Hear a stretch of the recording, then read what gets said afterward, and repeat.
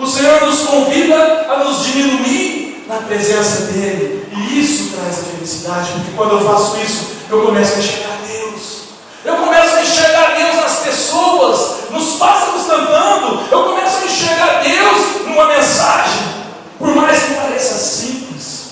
E a história continua. Depois de ter passado os 40 anos, ali no finalzinho dos 40 anos, o Senhor levanta homens daquelas tribos e fala assim: chegou o momento de entrar em Canaã, que Canaã é a terra prometida, e naquelas tribos 12 homens vão lá e espiam aquela cidade, e quando eles voltam, isso é relatado lá no livro de Números, capítulo 13, 14, e quando eles voltam, eles falam assim: o fruto é muito bom, mas as pessoas são muito grandes, os homens são gigantes, as fortalezas são enormes. O Senhor, Ele nos chama para uma obra, e muitas vezes quando Ele nos chama, Ele não nos chama para olhar o problema, Ele não nos chama para olhar o artifício que está em nossa frente, que representa o muro, porque diz a palavra que quando eles passaram por Jericó, em Josué, o Senhor mandou eles rodear Jericó, que tinha uma muralha tremenda, grande, onde os homens andavam de carro em cima dessa muralha, e o Senhor falou para eles: gritam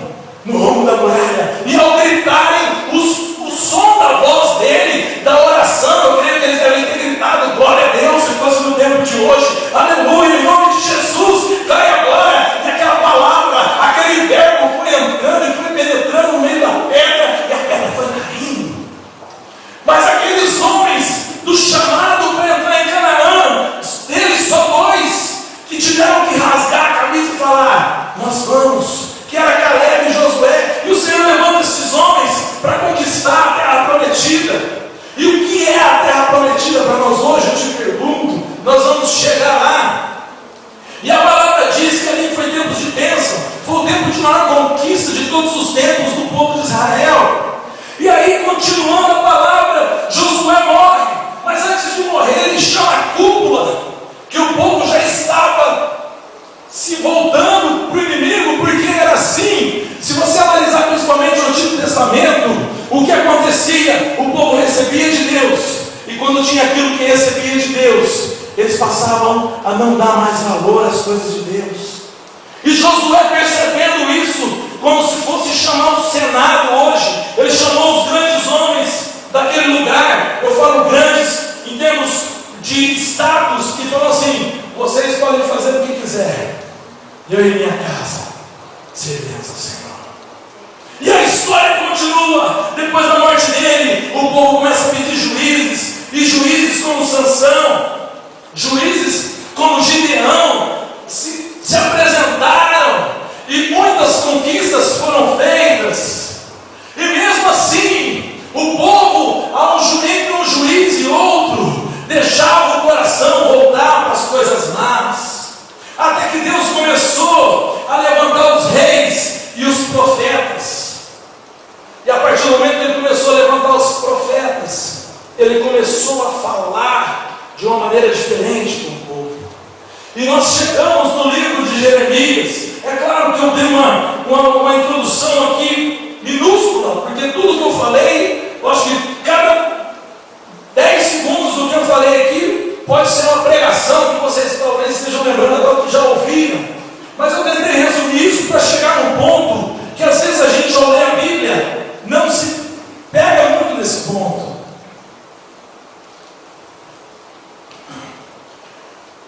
A coisa mais profetizada na Bíblia, o acontecimento mais profetizado depois de Jesus, foi o cativeiro de 70 anos. Por isso que eu pedi para a gente ir lá. Abacuque, quando ele falou: mesmo que a figueira não floresça, mesmo que não haja fruto na vide, e ele continua e fala: todavia eu me alegrarei no Senhor. Ele está falando em tempos de caos, em tempos onde os babilônicos já estavam tomando tudo.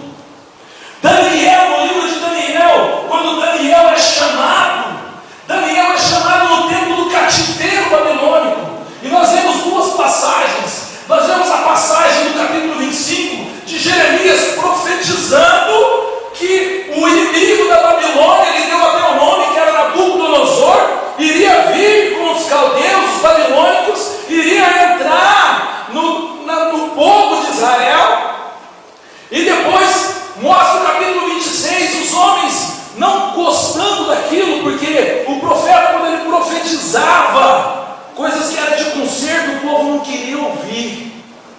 Talvez vocês já tenham tido essa experiência, que às vezes as pessoas elas querem buscar um evangelho.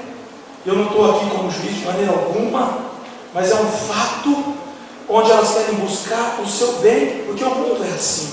Mas o Senhor nos chama para buscar a vontade do Senhor, como disse naquela música que a gente cantou de adoração. E aí diz a palavra que eles, quando receberam isso, lutaram ali, tentaram colocar e até prenderam, jogaram ele num buraco depois, Jeremias. Mas o que foi profetizado aconteceu.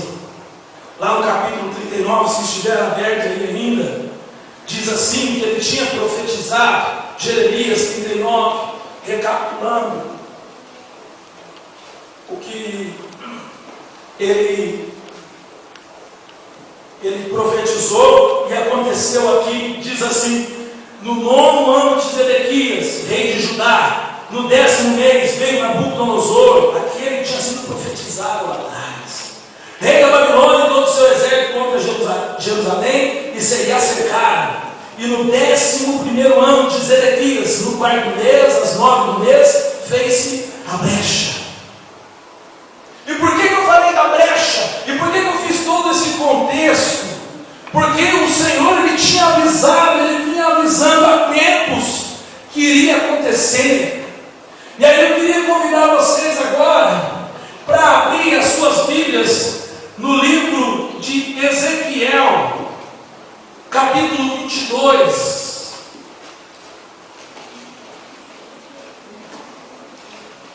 Que é o livro da frente. Eu vou ler o versículo 30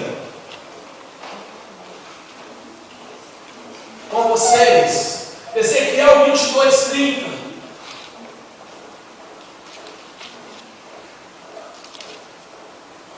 Amém? Diz assim: busquei entre eles um homem que levantasse um muro e que se pusesse na brecha perante mim por esta terra, para que eu não a destruísse, mas não achei ninguém. Oh Deus! É aqui que eu entro no texto principal dessa palavra. O que acontecia naquela época? As pessoas, quando o inimigo ele cercava uma região, a gente percebe isso em várias outras passagens. Se a gente analisar na vida de alguns profetas, lá no livro dos Reis, capítulo 4, 5, 6, 7, acontecia isso. O inimigo ele cercava a cidade e ficava aguardando o momento para entrar, porque as cidades todas tinham muros muito grandes. E prestem muita atenção nisso que eu vou falar. No primeiro momento, no capítulo 39, ele fala: e abriu-se a brecha. De alguma forma, eles foram batendo no muro, e aquele muro abriu uma brecha, um buraco no muro. O que acontecia nessas ocasiões, naquela época na história? O que tinha que ser feito? Tinha que ser levantados flecheiros para ficarem de cima do muro, preparados com suas flechas, e pedreiros para tamparem o muro. Se o inimigo viesse, o flecheiro ele iria atacar o inimigo para o pedreiro terminar de fazer a obra. Mas aqui nós lemos em Ezequiel, e antes de voltar, fica com a Bíblia aberta em Ezequiel, eu vou explicar o contexto agora do tempo. Porque quando o povo saiu do Egito, era o povo hebreu, mais de 2 milhões de pessoas. E logo lá na frente, no começo dos reis, Samuel, teve a divisão dos reinos. Então, uma divisão ficou o povo judeu, o povo hebreu. E o inimigo vinha